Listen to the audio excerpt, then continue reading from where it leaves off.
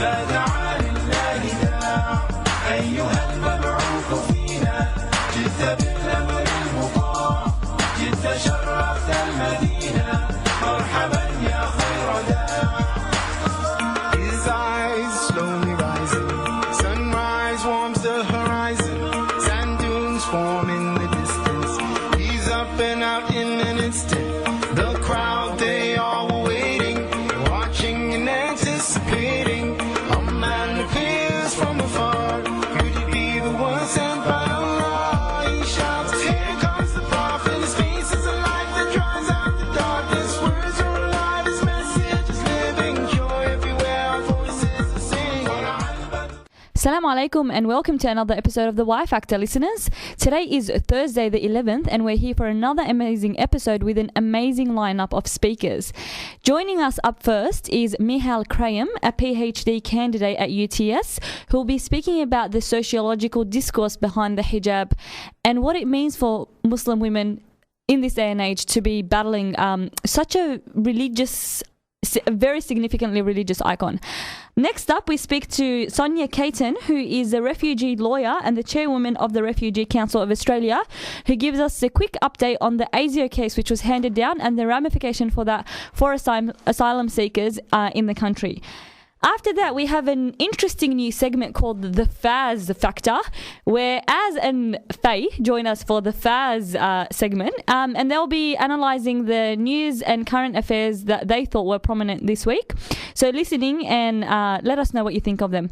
And up last, we have Adam Kohler, who's coming in to speak about the football/soccer. As you all know, there's a big difference apparently. And he'll be letting us know about basically the season's predictions and what's going to, what he thinks will be happening in the Football League in Australia. So all that and more, you're listening to The Y Factor on 87.6 FM.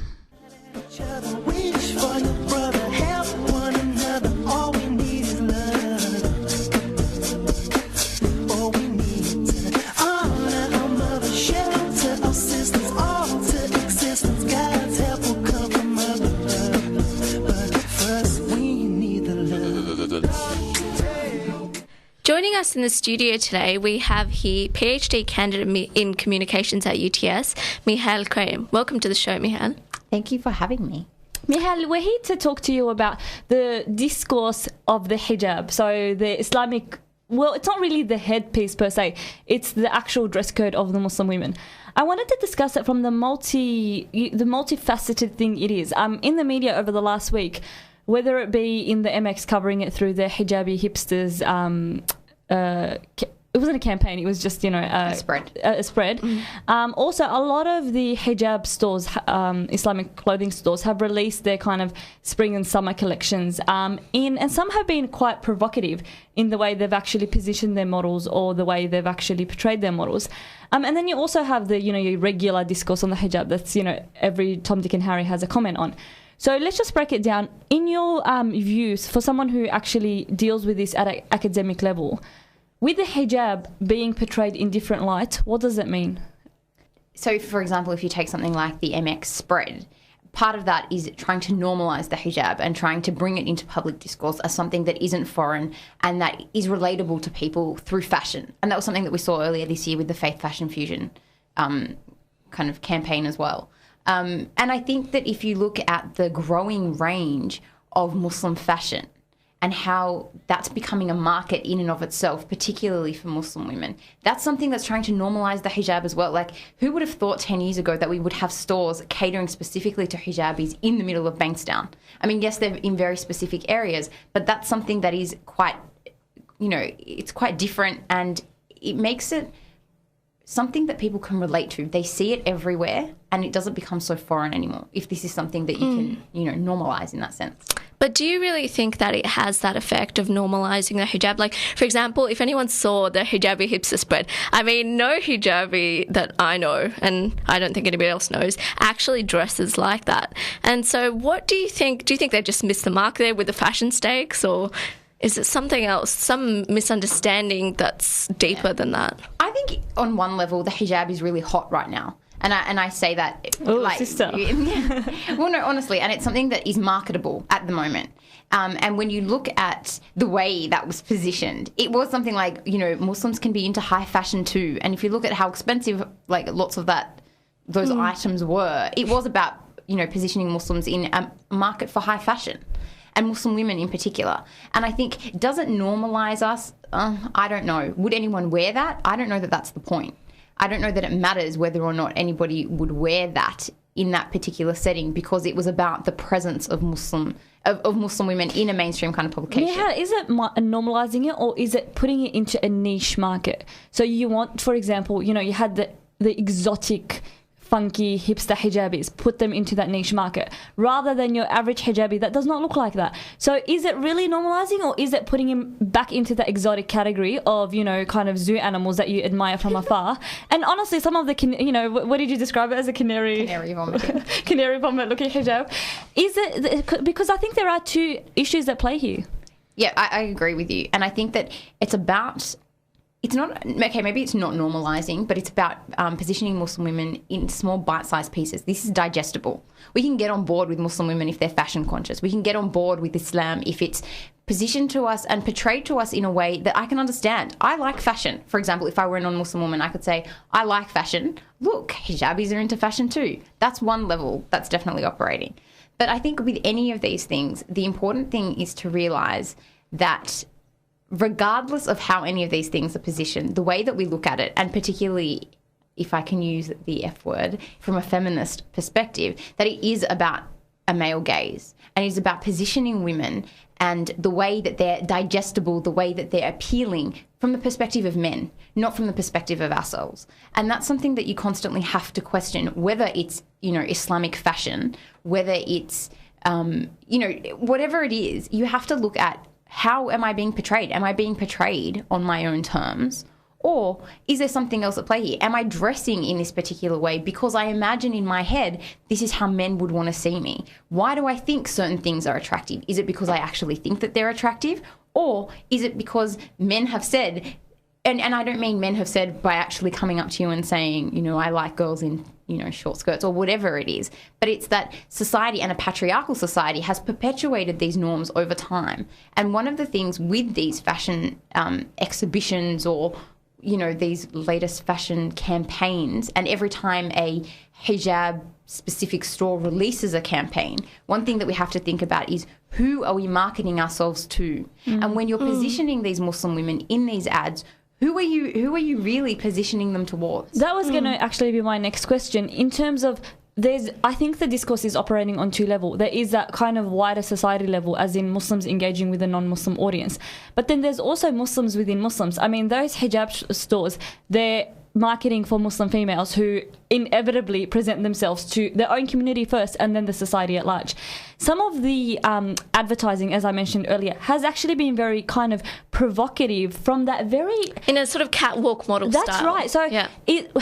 As a sociologist and with a feminist critique, how do you see it? Because often, you know, it's spoken about that hijab is kind of like liberating, you know, you're beyond the male gaze. It's on your terms, right?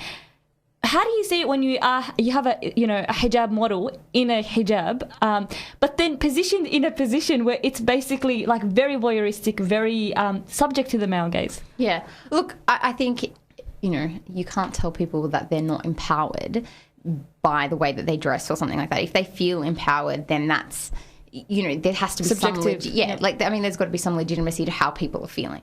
But what I would say is, why do you feel empowered when you're portrayed in a particular way, or when you're positioned in a particular way? So if you look at an ad, for example, even if it is a abaya or a dress that is a little bit more fitting, how is the woman positioned?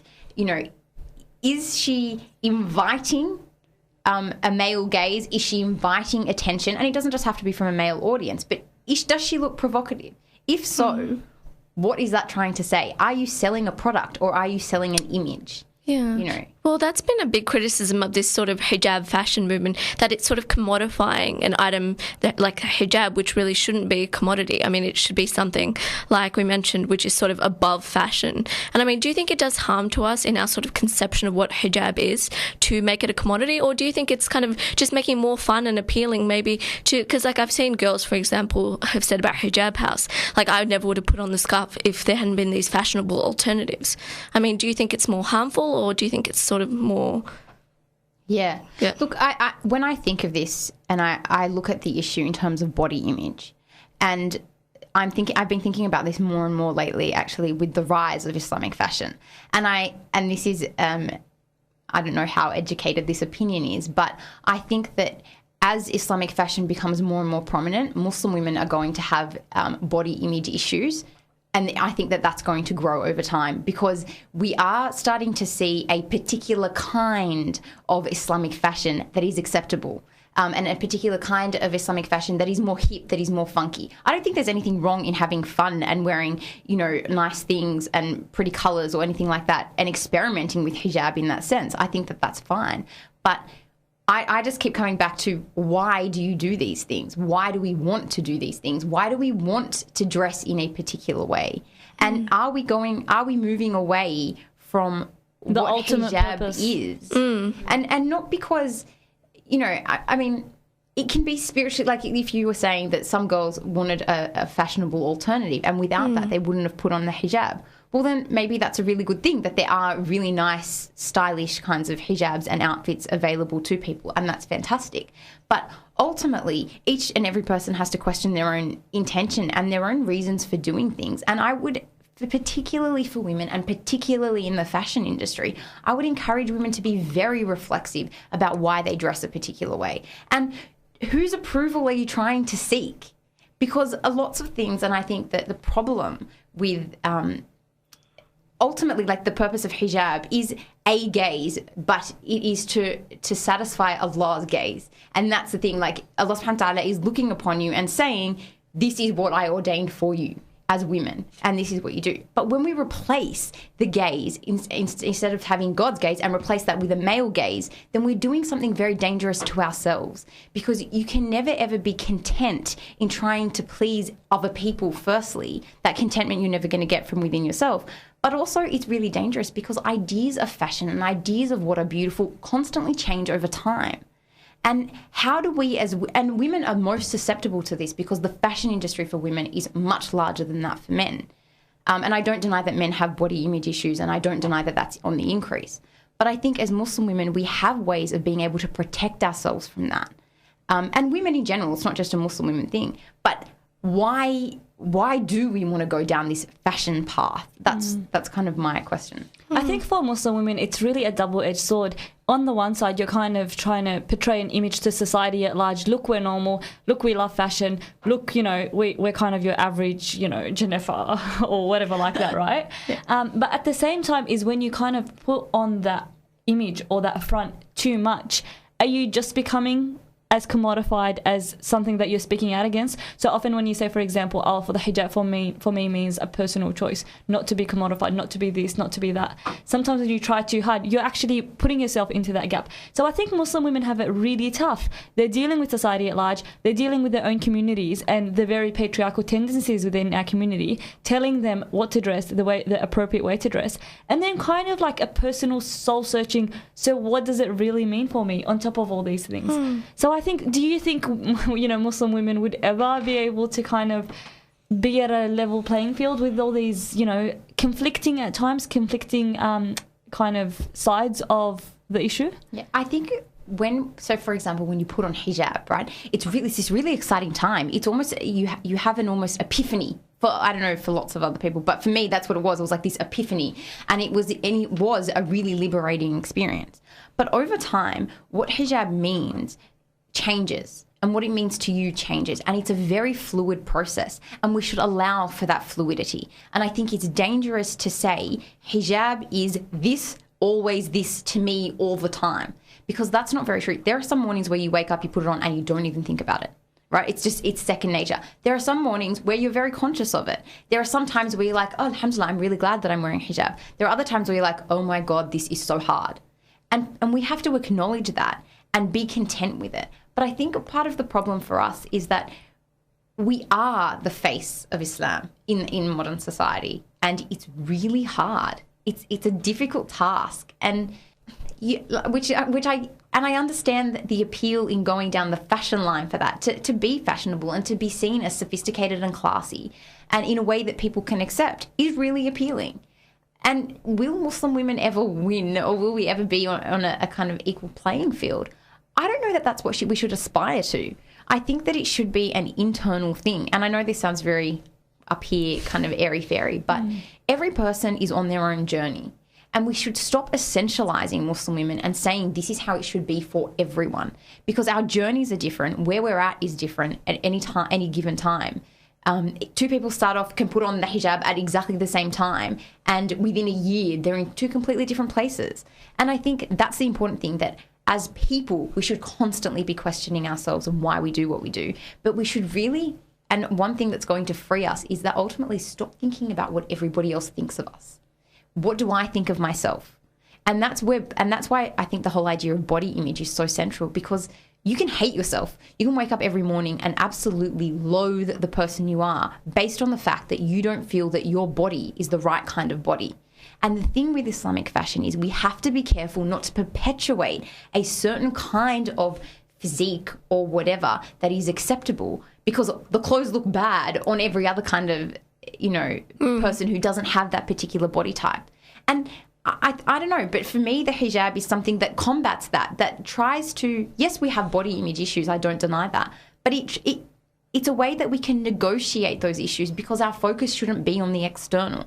And I think that's where we have to be careful in terms of Islamic fashion, not to go down that path and not to create a whole nother level where Muslim women feel like they're still not good enough. But would you say we've already kind of gone down that road though? Because I know for me, for example, a lot of the abayas do not look good on me because they're designed for really tall, skinny women, and just the marketing like we were talking about before. I mean, is it too late? How can we pull ourselves back from the edge of the abyss? And just to comment on that also, I think sometimes when you do, even as women, leave men aside because I don't think men should even comment on this topic, but even as women, when you come out to comment on this topic, right, you kind of are pigeonholed, right? So when you say, with the fashion, I don't really like how it's going down that because we're commodified, la la la, they're like, are you just being extreme? Do you think the world is black and white? Is it just one interpretation of the hijab or no other interpretation? When you take the other side and you're like, let's kind of portray this image to society and to ourselves at large that we can be comfortable in our skin, we can be fashionable, things like that. You get criticised from the other end of stop trying to water down the hijab, stop trying to appeal to, sentiments that are not ultimately the creator sentiments and things like that. And you find yourself stuck in the middle. And it's actually really, really hard to just kind of navigate your way, and it's very challenging. I agree. I think on Zainab's point, I don't think it's too late. I think we're just at the beginning of this peak of Muslim fashion, and we dictate how it goes as Muslim women. What are we going to do with it? Are we going to buy these things? Are we going to... And maybe there are things that need to occur. Like maybe there needs to be some dialogue with the people who are putting out these fashion lines, and just saying that, from a particular perspective, maybe there are things that we can do to make it a little bit less of a quote-unquote commodity, right? Or even like a voyeuristic... Yeah, maybe there are other ways that we can portray Muslim fashion or Islamic fashion, whatever it's called. And I think on the point that you were making, I would just go back to, it's not about pleasing other people. So yeah, I'm entitled to my opinion. Everybody might disagree with it, but that doesn't mean I have to change my opinion. And how I behave in my day-to-day interactions or with people, or the way that I dress or whatever it is, doesn't have to be approved by every single person in the community. If I'm comfortable with it, and I am comfortable with it for X, Y, Z reasons, well, it doesn't really matter what anybody says, because am I necessarily going to change how I behave? No.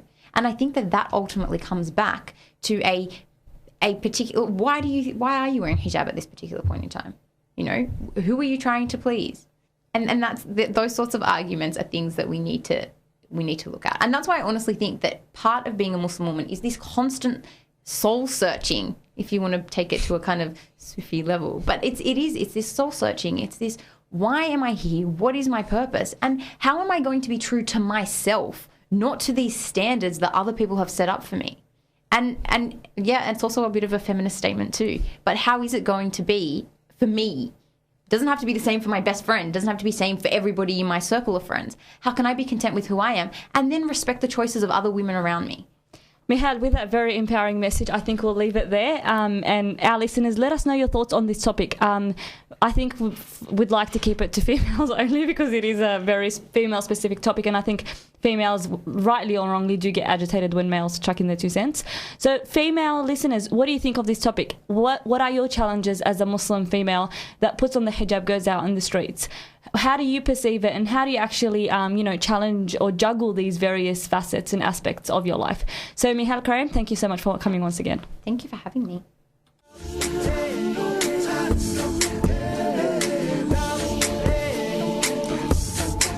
All the games people playing now, feel the flames. Hatred, be that ones, let's spark a change. That's within all of us. Oh, we need to smile at each other, reach for your brother, help one another. All we need is love. Oh, we need to honor our mother, shelter our sisters, alter our existence. God's help will come from above. But first we need the love. I am in the birds, I am in the trees, from the brown. Joining me on the line this afternoon is Sonia Caton, refugee lawyer and chairwoman of the Refugee Council of Australia. Welcome to the show, Sonia. Thank you. Sonia, a landmark decision was handed down earlier this week. What does this decision mean for refugees and asylum seekers?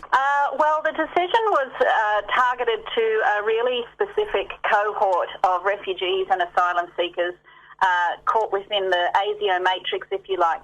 In fact, it went to those people who have gone through the refugee determination system and been found to be a refugee, but then have had an adverse assessment against them issued by ASIO.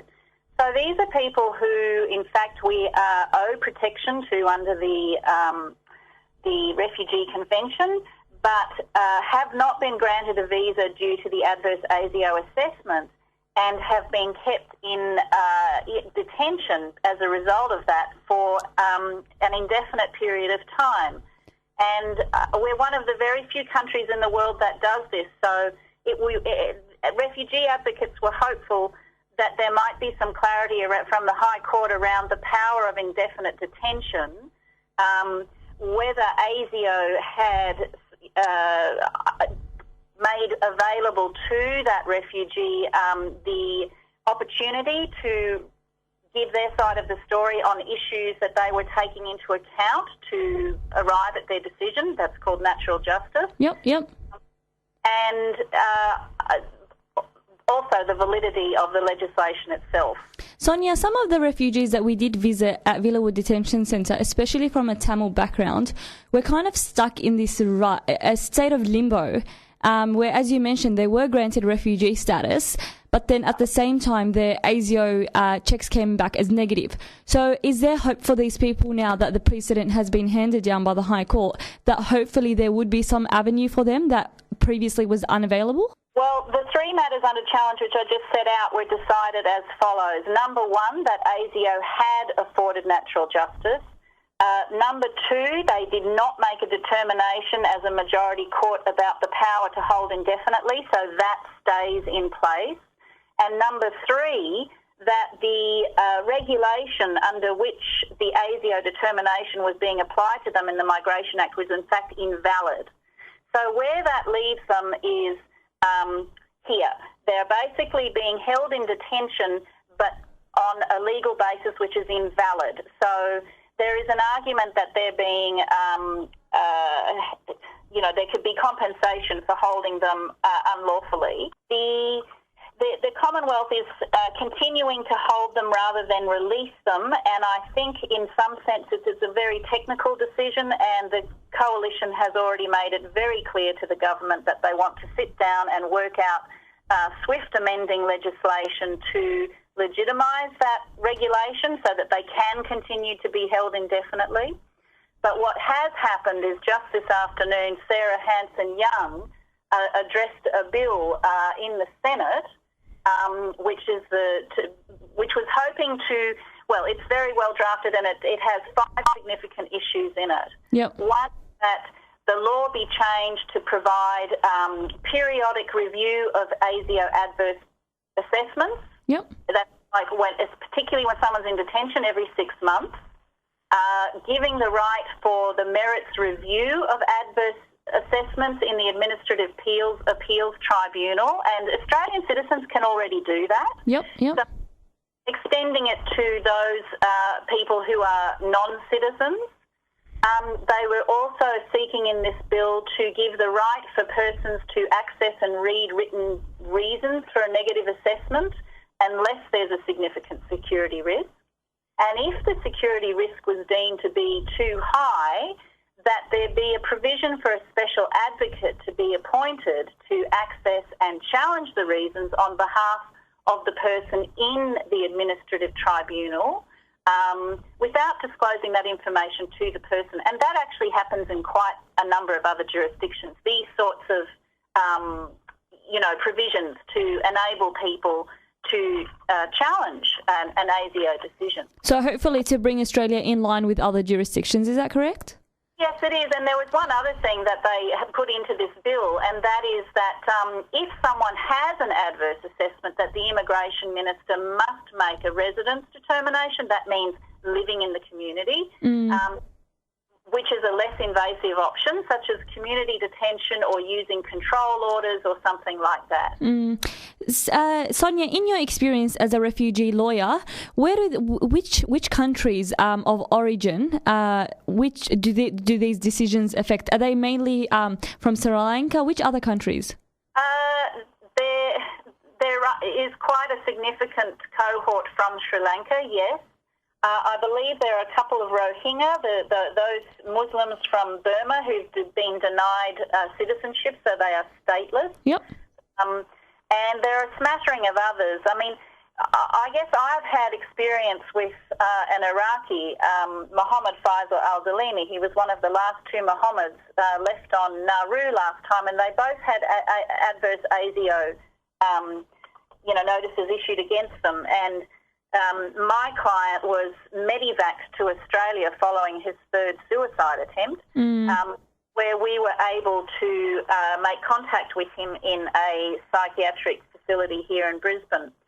Now, we were successful in the end in securing a review of that ASIO assessment because the previous interviews, no lawyer had been present, and there had been real concerns about his mental health.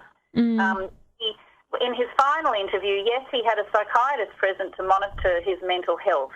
He had a lawyer present, and he had an accredited interpreter. And there was a review, and the adverse security assessment was revoked. He's possibly one of the, maybe the only person that's happened to, and he's been living in Brisbane ever since, and continues to suffer very significant mental health problems as a result of his very long-term incarceration on Nauru. As many do in detention centres. Now, Sonia, just asking you, so in situations where Australia has them in indefinite detention because ASIO's come back with negative, their countries don't want them back, where do these people end up? Is it indefinite detention?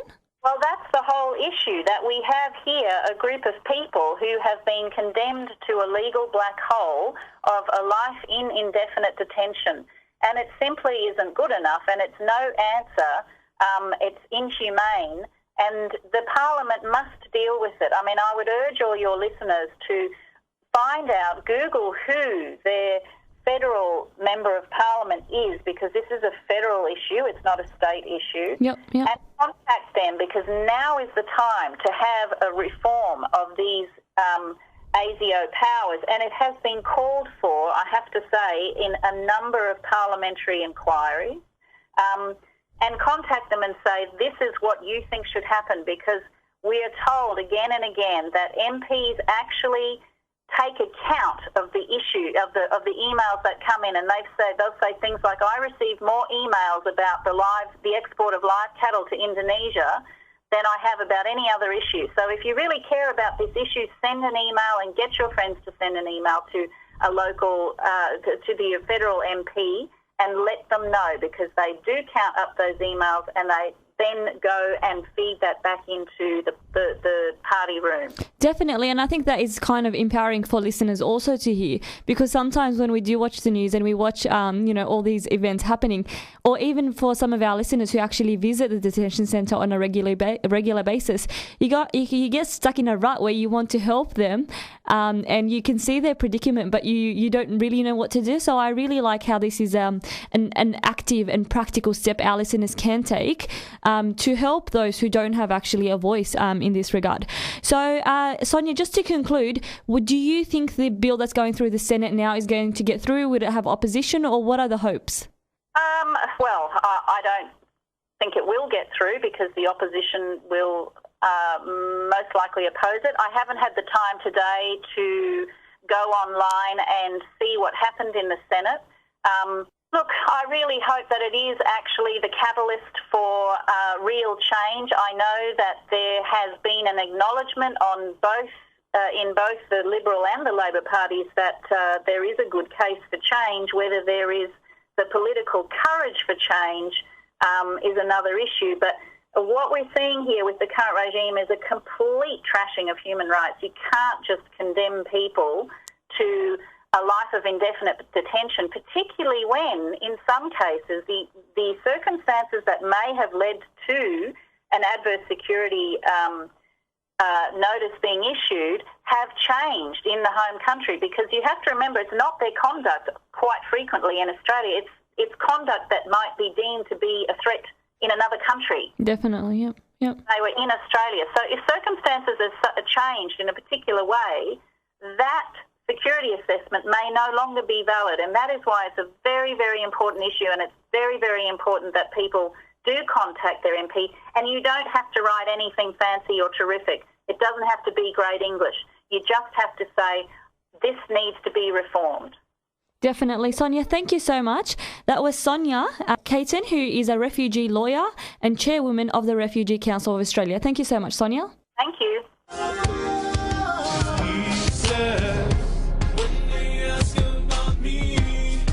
My servants, I am there, I've no doubts about me. And no, I hear your prayer, take one step towards me. And I'll come running to you, just have faith and believe. And no, I'll listen to you. Allahumma, the creator of the universe, making of this living earth greater than we comprehend. Allahumma, you're the king of all kings, created all things, and on you we all depend. Allahumma, please forgive me my sins, my heart to be cleansed, my soul purified. Allah. Hi there and welcome to the FAZ Factor. This is Faye and sorry. This is a political commentary segment, which is really just an excuse to have a rant about all things interesting in Australian and international politics. Which sounds like fun. Really is. So fortunately for us, there have been plenty of crazy things going on in the media this week. Destroy the joint. Destroy the joint. The first thing that we are going to be talking about is Julia Gillard, also known as Julia Caesar these days, who has totally ripped into Tony Abbott for his misogynist and sexist ways. It was quite interesting, actually. I heard you referring earlier to some of the newspaper headlines that not only featured in Australia but around the world. So it was quite a popular topic. It really was. I think some of the headlines were calling it a smackdown. Jezebel.com was talking about how it's probably one of the funniest things you could ever watch. It really was 15 minutes of sheer brilliance, and I think what it showed was that irrespective of people's view on Julia Gillard's policies, they could really appreciate that the speech really was something quite magnificent. Look, what I loved about it the most, I have to say, is basically Tony Abbott's face. Because he started off really smug, and I know you were saying that as well. He started off really smug. He had this really smug expression, but then towards the end, he really looked like he was scared. He looked like a schoolboy that was scared in class. It was quite amusing to watch him because there was quite a focus on his facial expressions. Whereas I think throughout the whole way through the speech, the Prime Minister maintained this angry sort of composure, I think, and she had her hand and she was pointing at him, and it was sort of It was, for me, it was like the school teacher or the head mistress, absolutely disciplining the schoolboy. And even to the point where he like glances at his watch and she's like, and look at him glancing at his watch. And it was so funny. The whole thing was funny. But what I really loved about it was the fact that, to me, it was just genuine. It seemed like it was the real Julia, that we got to finally glimpse the real Julia for once, because I just felt the sincerity, and I felt that this has probably been building up for her for quite a long time. She was so frustrated with the sexist comments made towards her ever since she came into the role, despite the backstabbing claims and whatnot. There was a lot of talk about her hair colour, a lot of talk about the suits she wore. There was always a lot of references to her being a female, and there was sort of like it was like her dealing with like a boys' club almost, being in that position where, the guys were sort of bullying her and trying to undermine her at every opportunity. And so this was you could tell it sort of had built up to this crescendo, and she just let loose. And it was so inspiring, I think, for women all around the world to see a woman take a stand like that. Absolutely. It was inspiring and absolutely hilarious.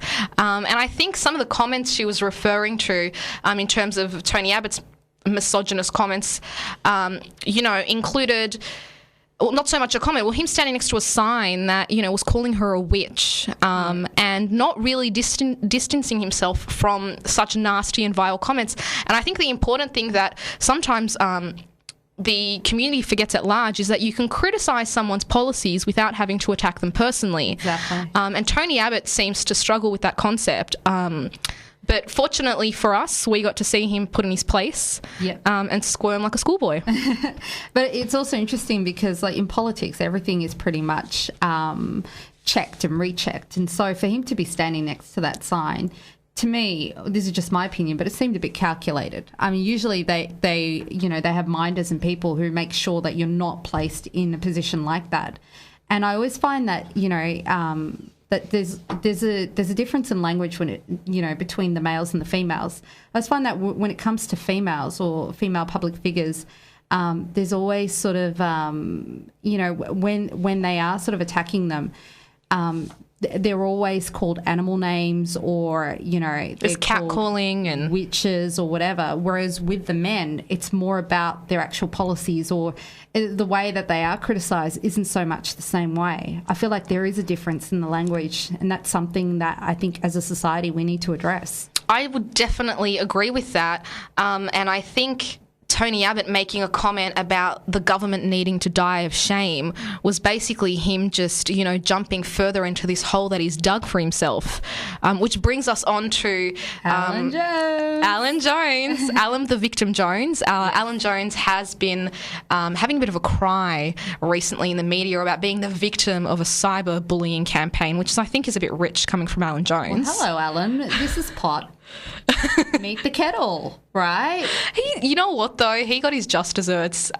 He really has lost, I think, all of his sponsors on his show. He went to air for the first time a few days ago with no sponsors. Yeah. He didn't have any advertising on his show. Yeah.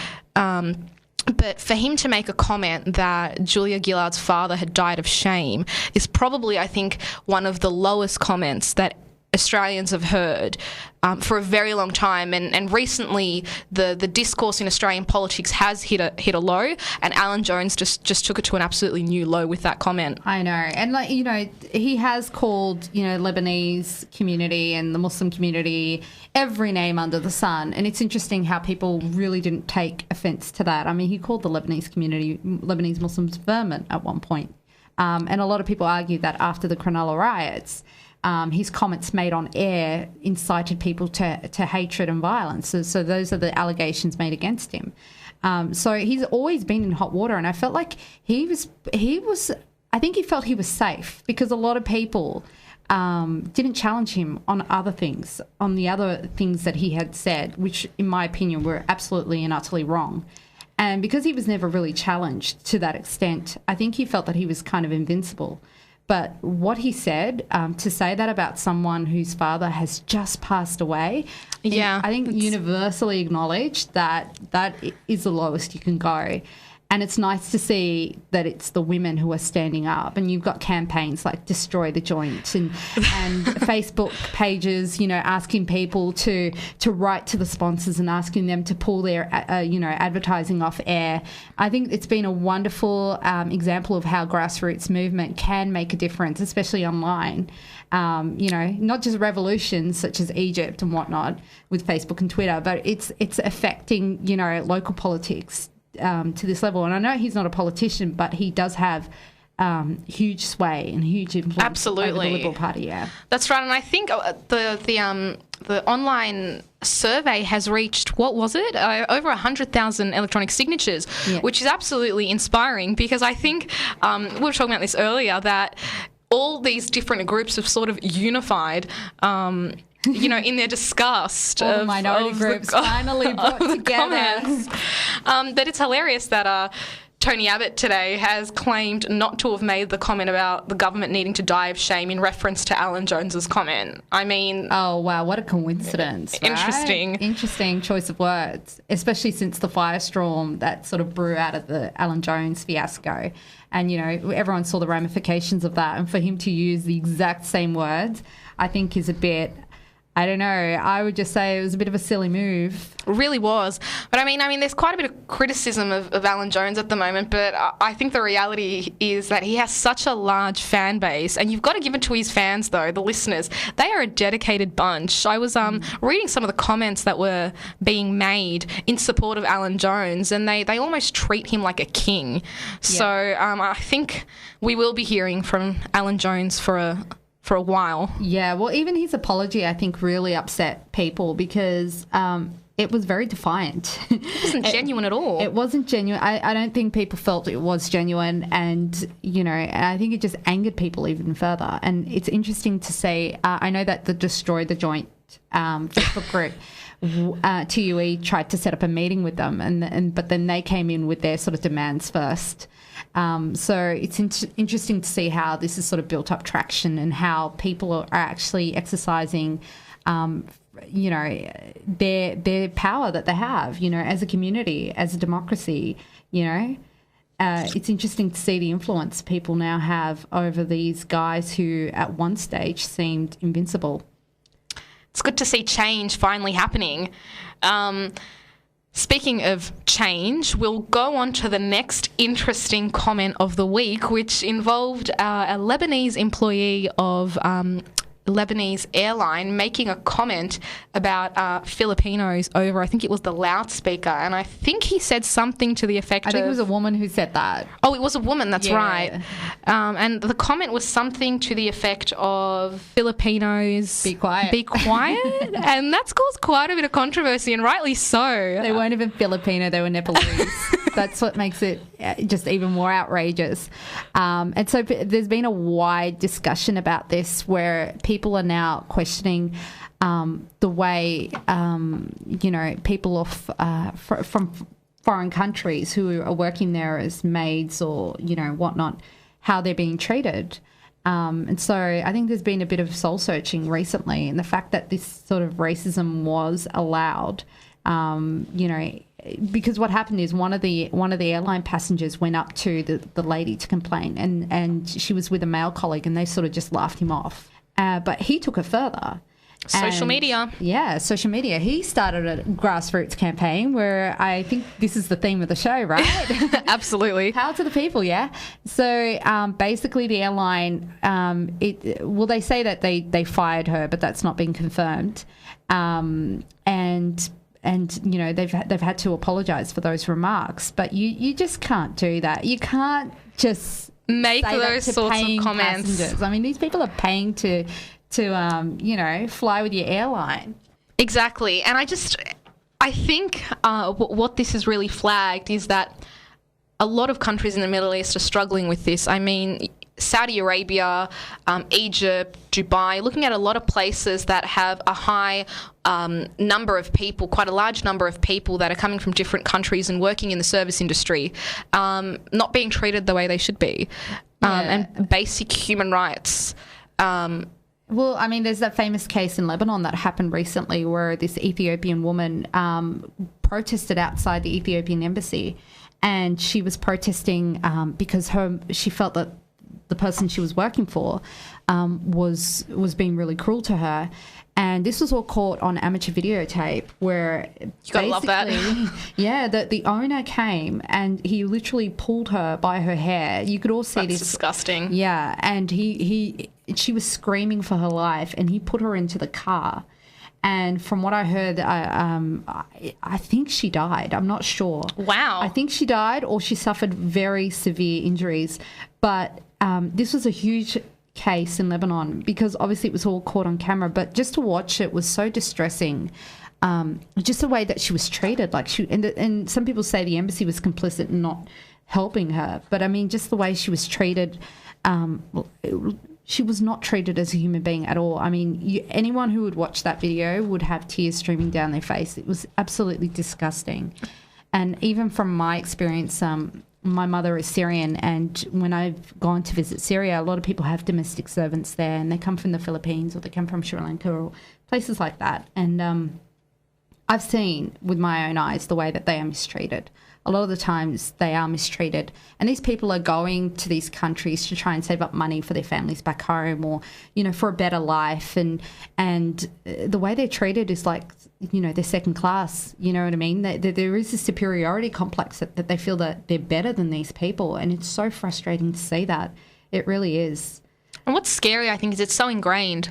And I think social media campaigns are really what's going to help with this sort of thing because what you're challenging are not just the actions of a few people. You're really trying to change the mindset of people living overseas and in their countries and not really affording the requisite amount of respect to people that are doing a great job for them. Yeah, and it's not to say that all of them are mistreated. I'm sure there are many families who do treat their domestic servants well and do pay them a good wage and provide them with accommodation, like the Brady Bunch. Alice, she lived with them. She had a great life. But I'm sure there are people out there who do treat them well. We're talking about the people who mistreat them, but we're also talking about the wider implications in terms of the racism or the systemic racism that a lot of people are now questioning. And it's interesting to see this debate happening in Lebanon. It's interesting to see it's actually a lot of the Lebanese people who are pushing for change. Forward. Yeah. That's right. A lot of people in Lebanon are pushing for change.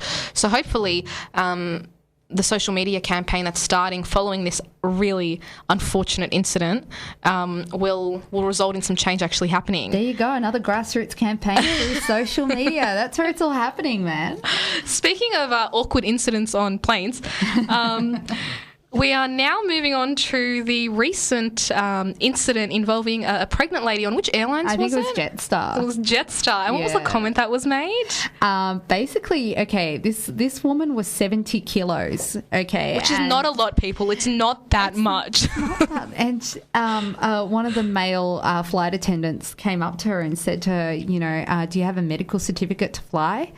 And she was confounded. She was like, a medical certificate to fly? Why? And he was basically like, well, you're pregnant and you can't fly over, like if you're like 28 weeks or something like that, you can't be flying. And so... Awkward turtle. So he did this in front of everyone because when you're lining up to get on the plane and you're in that long queue. So she was in that long queue and he was basically giving her the Jetstar Inquisition in that. That's so queue cringeworthy. She was like, I'm not pregnant. And it was just... to me, that's just humiliating. It really is. Imagine standing there and being questioned about a potential pregnancy and all you can say is, "Ooh, I'm not pregnant." I think it's difficult, though, for employees if, there are certain rules about flying when you're so many weeks pregnant. But I think the key thing he did wrong here was to sort of question her in front of such a large group of people. There's no easy way or correct way to really approach the issue, but he definitely should not have been quizzing her in front of fellow passengers that she was eventually going to have to sit next to on the plane. Yeah, I mean, it's a case of human error at the end of the day. He was trying to follow protocol, but I mean, I don't know how he could have, I don't know. To me, just like hearing the fact that she's 70 kilos and for him to confuse that with her being pregnant, that's a bit... I think you need some more training. That's my advice.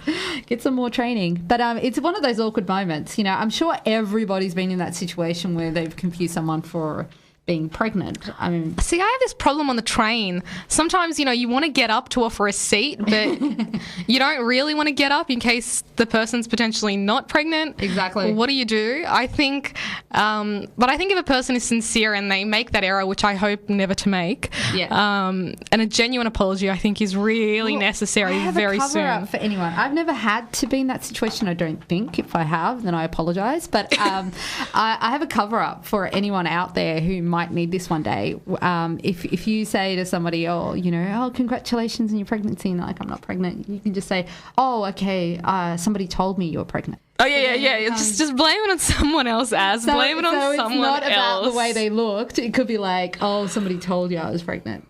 So that's a cover-up for anyone who needs an SOS out there one day. What's a tip from the FAZ factor there for you? FAZ factor. But I think that's pretty much it. So I think we've covered all the interesting topics for the week. Hopefully there'll be more incredibly hilarious speeches in the next week. I know. Parliament's never been more interesting. And we're just going to sign off with Destroy the Joint. Destroy the joint.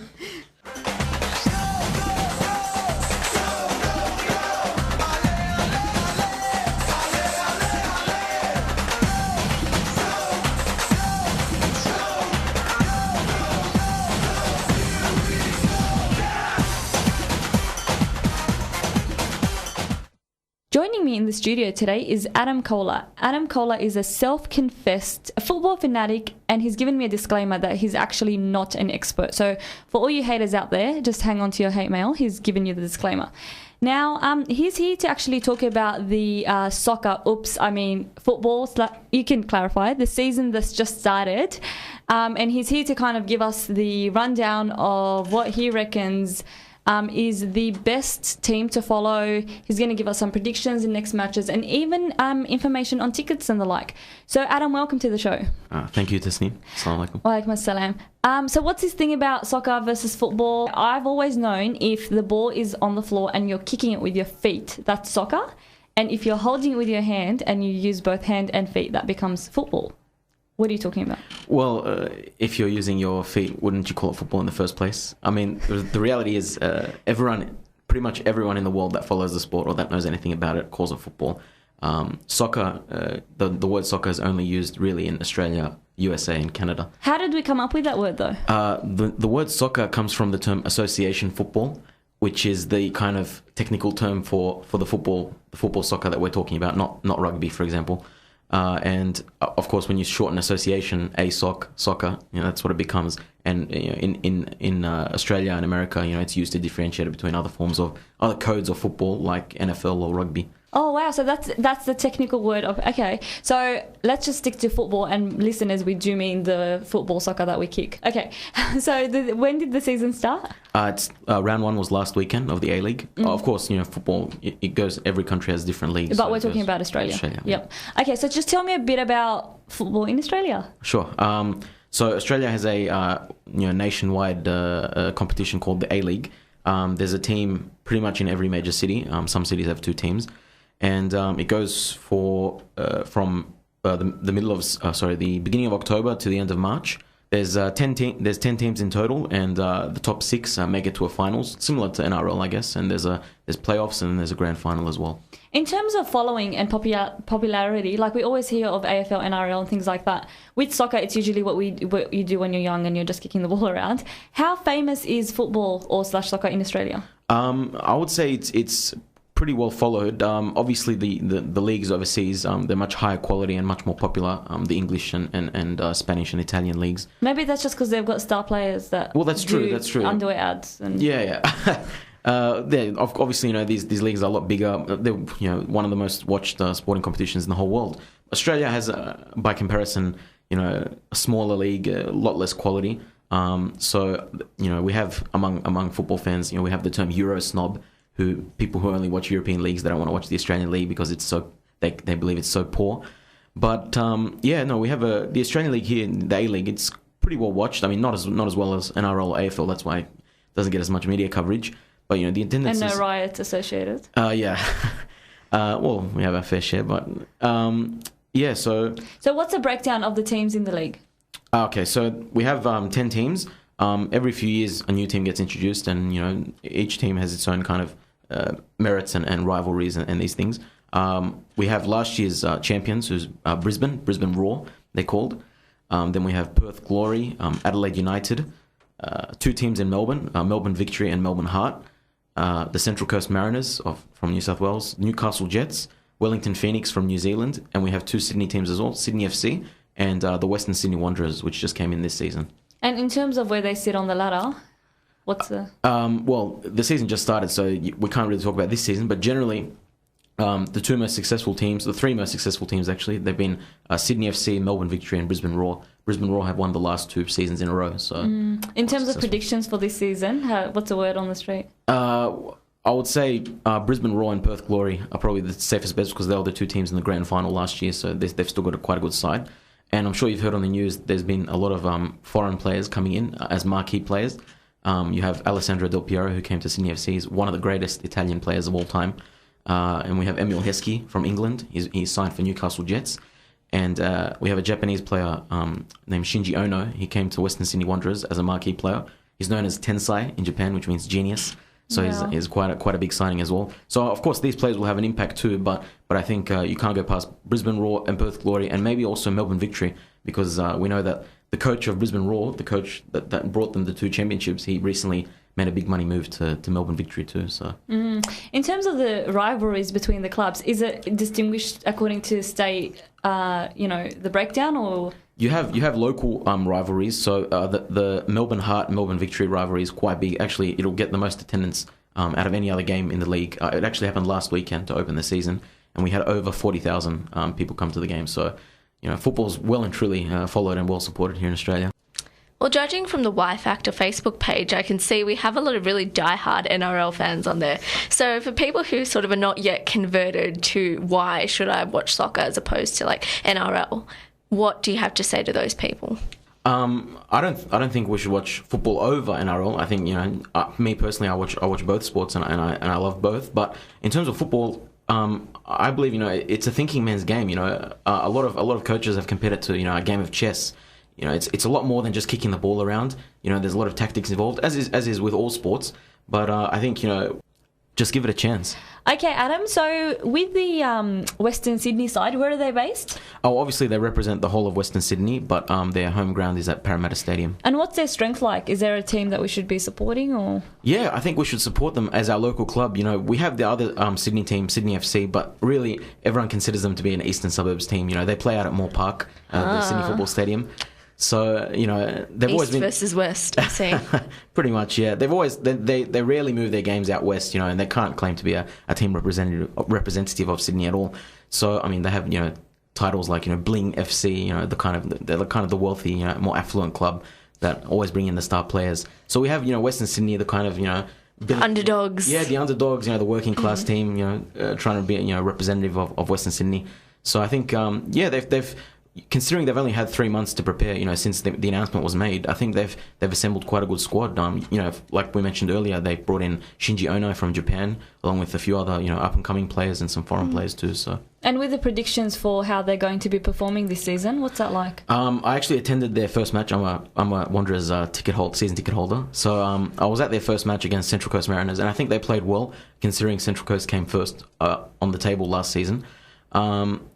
So I think they held their own. Obviously, we had a few missed chances here and there, but there's a lot of room for improvement. But I think slowly it'll come together, and it'll be a start of something good.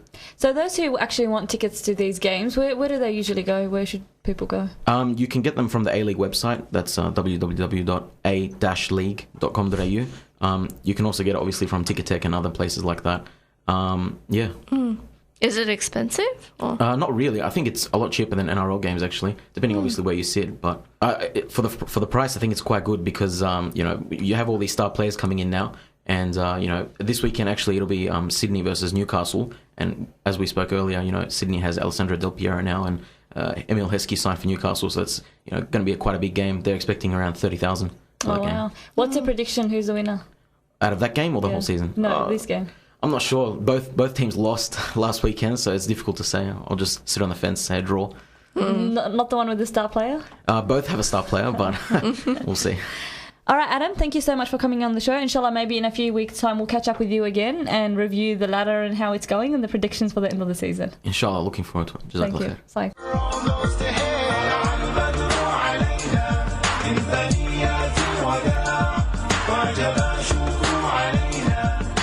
All right, guys, that brings us to the end of another awesome Y Factor episode. We'd like to thank our interviewees greatly, and I'd like to also thank our guest hosts today, the FAZ, who have been chanting "Destroy the Joint." Now, let us know your thoughts on Facebook. Do you agree to this? Do you disagree? What are your thoughts on these very heated political climate this week? Also, any feedback, comments and suggestions are most welcome. You can email us at yfactor@live.com.au. That's yfactor@live.com.au. Or you can Facebook us, and we're more than happy to take the comments on board.